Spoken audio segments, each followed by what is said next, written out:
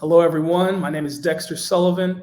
I have the pleasure of serving as the president of the Black Legacy Advancement Coalition, and we are thrilled to bring you a special feature interview, Justice for the Emanuel Nine. Today, we will be highlighting the stories of two amazing individuals that have played an integral story line to all of the happenings around this event.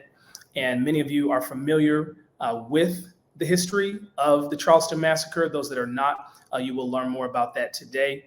I am thrilled to introduce our two guests today.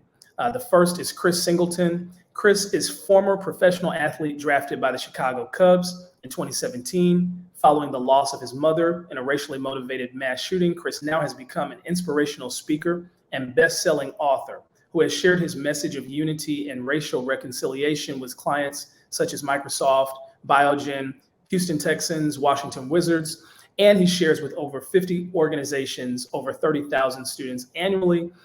He also resides with his spouse, Mariana, and his son, CJ, in Charleston, South Carolina. Chris, what's up, man? What's up, man? How you doing? It's good to see you. It's good to see you. Thank you for being with us today. And we're excited to jump into the conversation and to learn from you as well. Next, we have Bakari Sellers. Bakari made history in the 2006 South Carolina State Legislature as the youngest African-American elected in the nation at the age of 22. In 2005, Bakari earned a bachelor's in African-American Studies from Morehouse. He continued his education at the University of South Carolina, and he is currently practicing law with the Strom Law Firm in Columbia, where he heads the firm's strategic communication and public affairs team and has recently added diversity, equity, and inclusion consulting to the list of services offered. In 2014, he was the Democratic nominee for lieutenant governor in the state of South Carolina. He's been featured at both the 2008 and 2016 Democratic National Conventions. If you watch CNN, you know who Bakari is. Let's welcome Bakari to the discussion as well. Thank you. Thank you for having me. And let me apologize beforehand. My twins who run the household will be making appearances. As Chris knows, babies change your life and they rule the world, certainly. No doubt. Hey, man, we love the babies over here, so it's all good. Man, how are you guys doing? Good, man. I'm blessed. The sun is shining. You know, my son, I got a 10-week-old son. I need to update my bio. I messed up. I got a 10-week-old now. We got slept well last night. And so a baby on now. Yeah, he's good. I got one with the ear infection and one with eczema, so we haven't slept well the last 2-3 nights. So I'm pulling over on the side taking naps during the day, man. But it's blessed, man. It's a blessing. It changes your world. But just happy to be.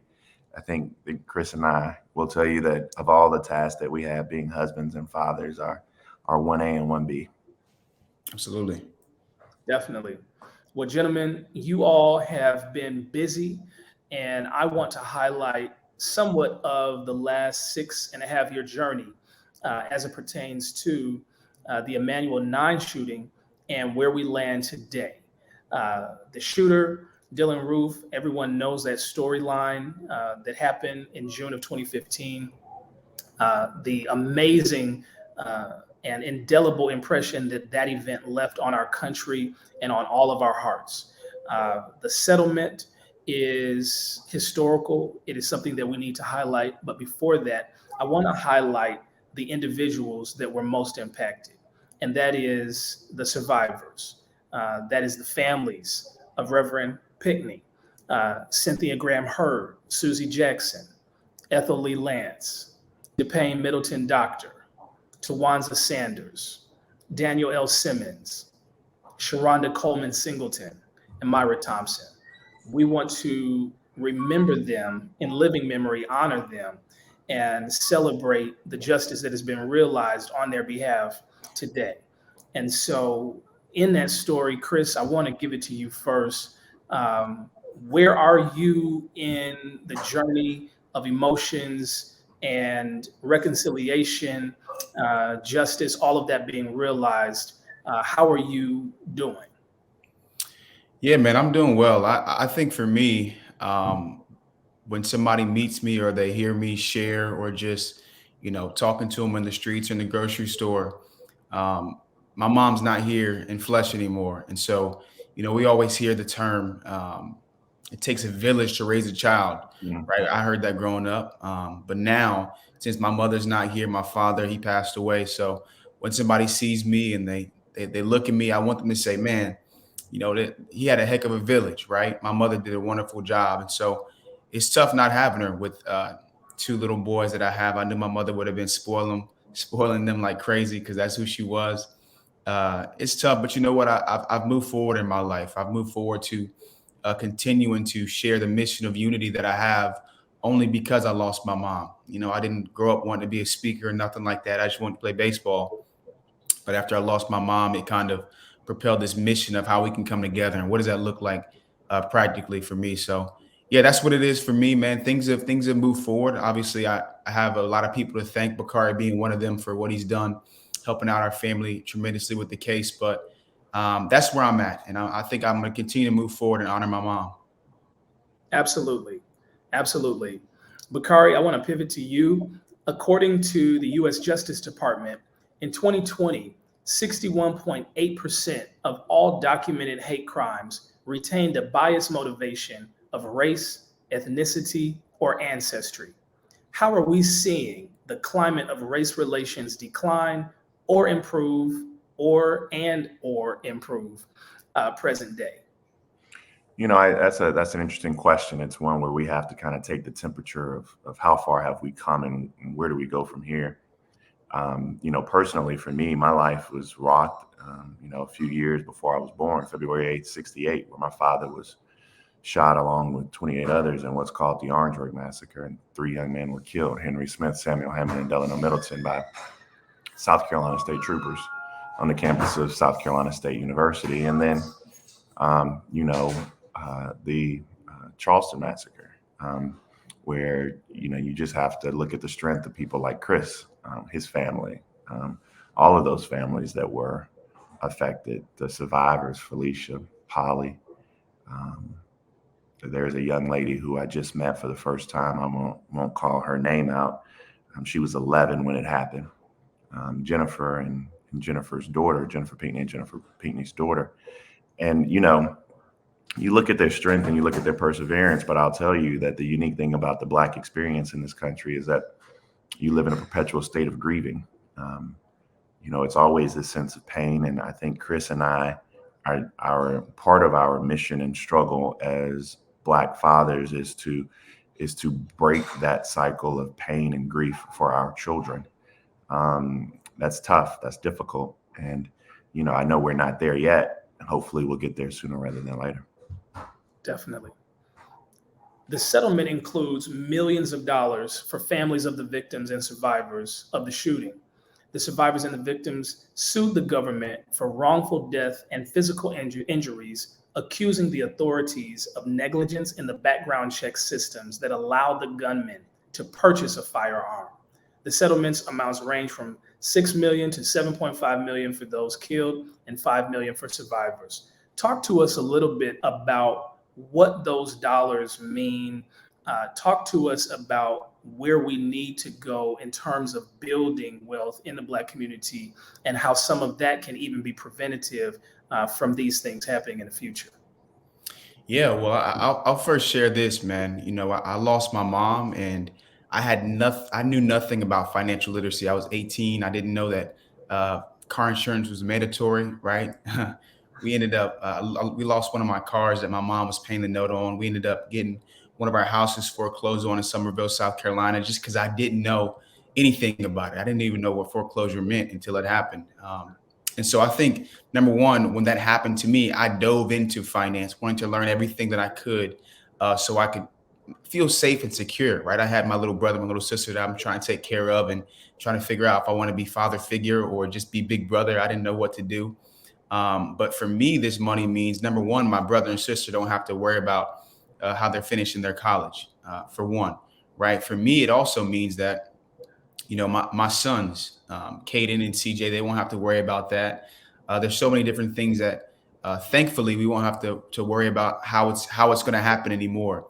Another thing that I'm pretty intentional with is generational wealth now. After losing my mom, I figured, how many people, when their parents die or their grandparents die, they're not left with anything. And it's unfortunate, especially in our community.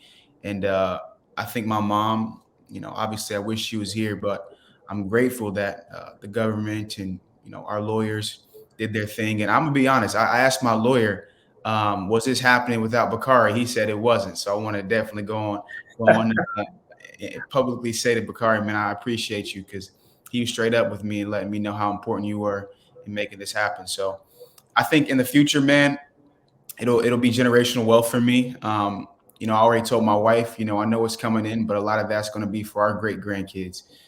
So that's the way that I'm thinking about it when the money comes. Absolutely.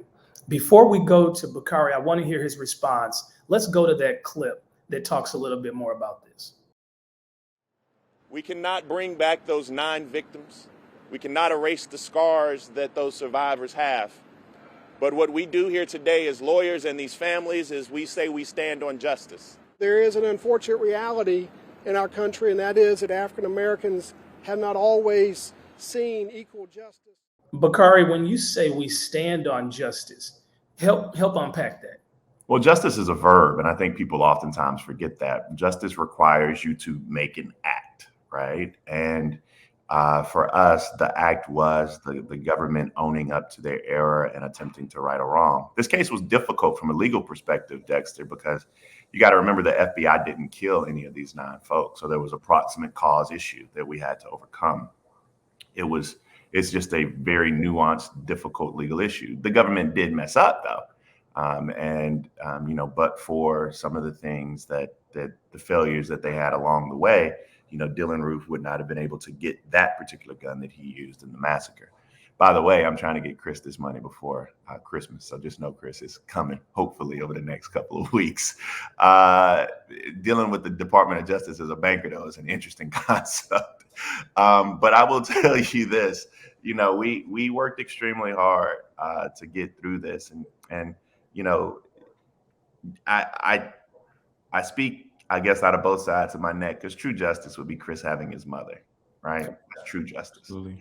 And so we will take this half serving of justice, but that's the unfortunate part, again, about being Black in this country. We can never really get full justice. I know we were talking about Ahmaud Arbery getting justice, and I went on national TV and said, nah, Ahmaud being there for Thanksgiving is probably justice. I'm sure his family would prefer that over guilty verdicts, but right. We'll get this half serving of accountability, if that makes sense. And so that's just where we are in this country, and that's an unfortunate reality of our experience.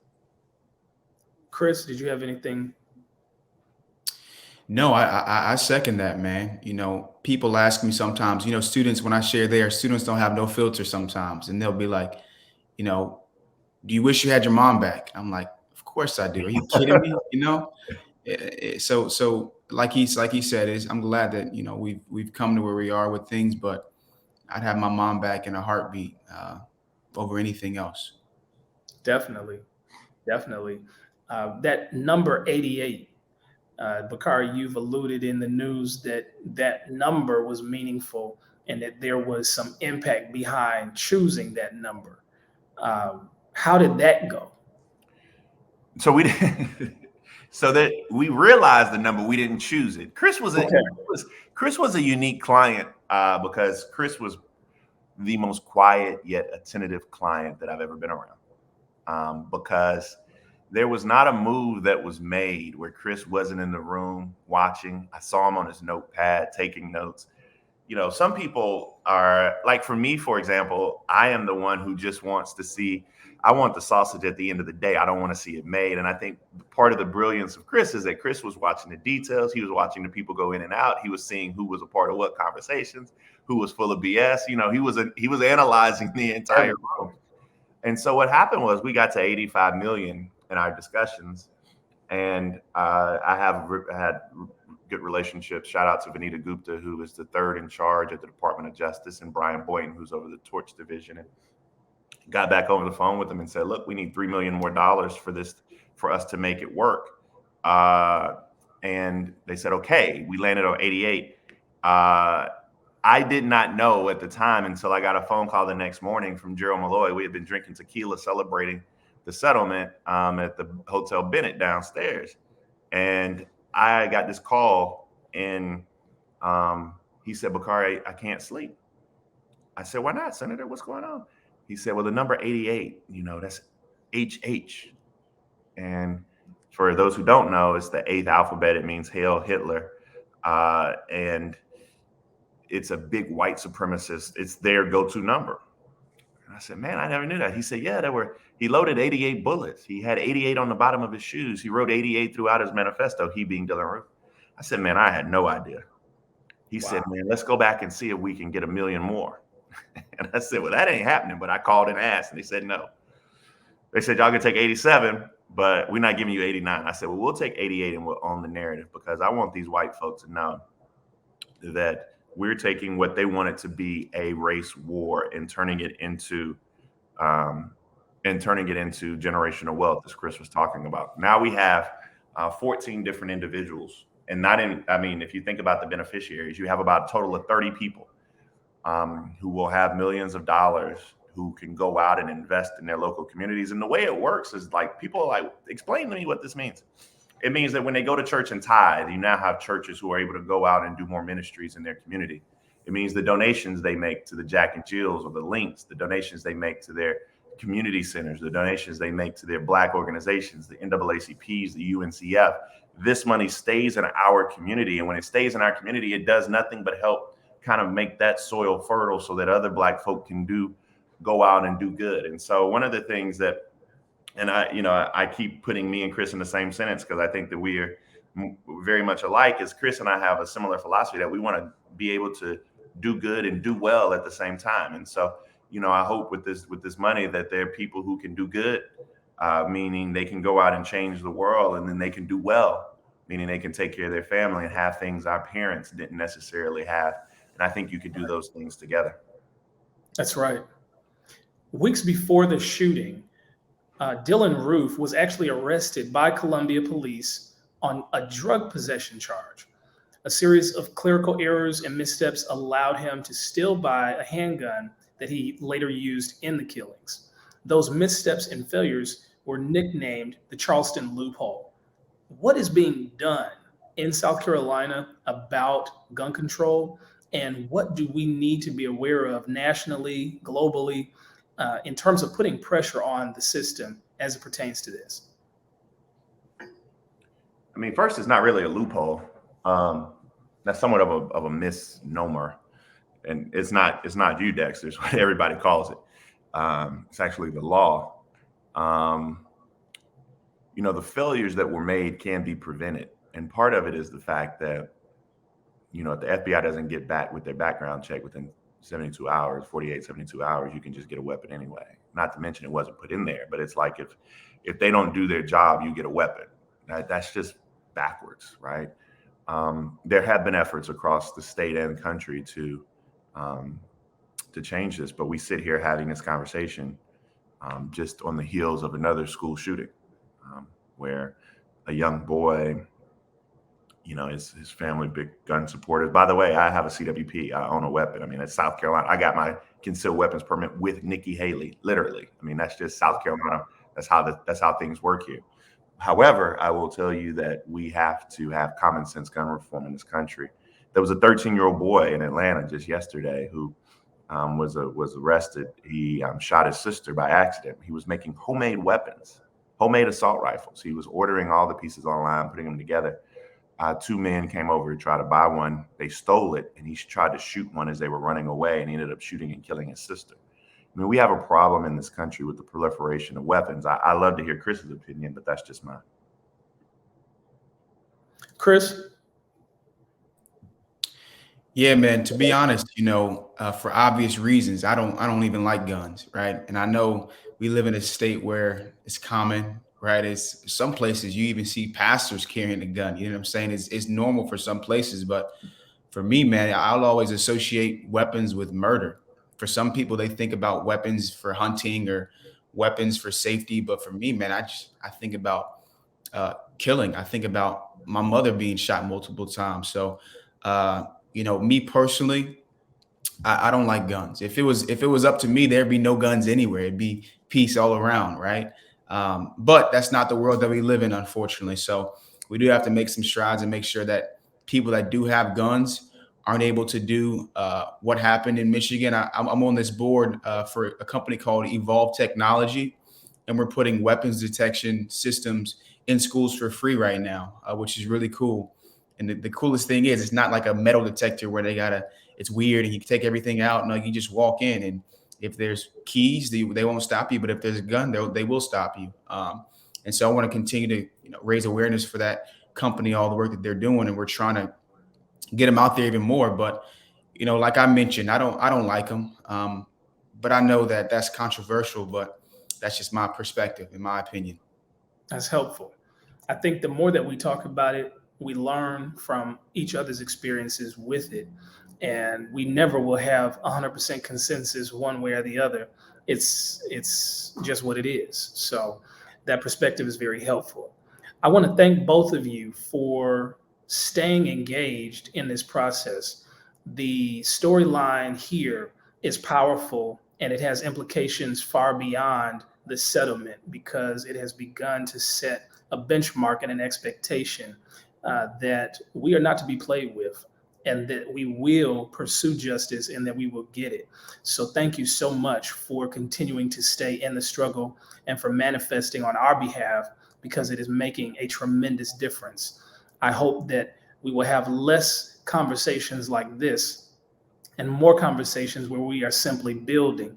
But when it comes to reconciliation, justice, and reform, we are glad to have individuals like yourself that are pushing the envelope and bringing us further to where we need to be. With that, I want to say thank you to all of our listeners and those that have joined us for the conversation. We look forward to you visiting us again. You can learn more about us at theblack.co, and you can sign up and be a part of our mailing list and get more of this content in the future. Gentlemen, thank you so much. Thank you. Absolutely. God bless. Be easy. Everybody have a great day.